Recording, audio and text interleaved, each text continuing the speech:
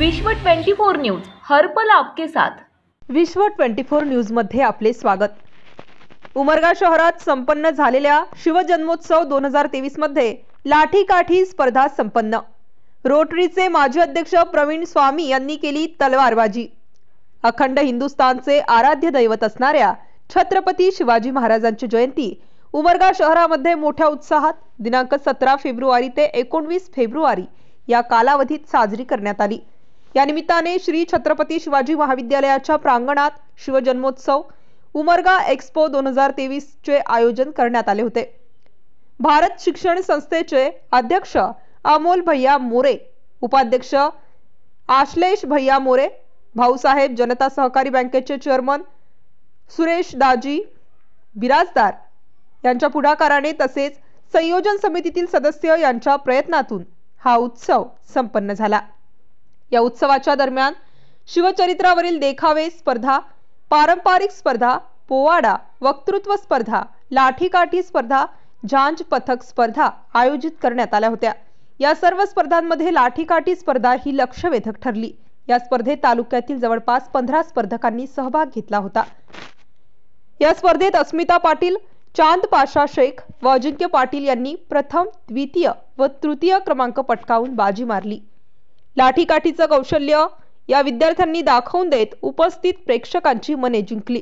या स्पर्धेत आणखी एक वैशिष्ट्यपूर्ण बाब म्हणजे संयोजन समितीमधील असणारे रोटरी क्लबचे माजी अध्यक्ष तथा कोरेगावचे मुख्याध्यापक प्रवीण स्वामी यांनी तलवारबाजीची झलक दाखवून उपस्थित प्रेक्षकांना आश्चर्यचकित केले। त्यांच्या तलवारबाजीचे कसब पाहून उपस्थितांनी त्यांचे कौतुक केले। विश्व 24 न्यूज करिता उमरगा तालुका प्रतिनिधी दत्तात्रय सूर्यवंशी कोरेगावकर। विश्व 24 न्यूज चॅनलला लाईक करा, शेअर करा, कमेंट करा आणि चॅनलला सबस्क्राइब करायला विसरू नका।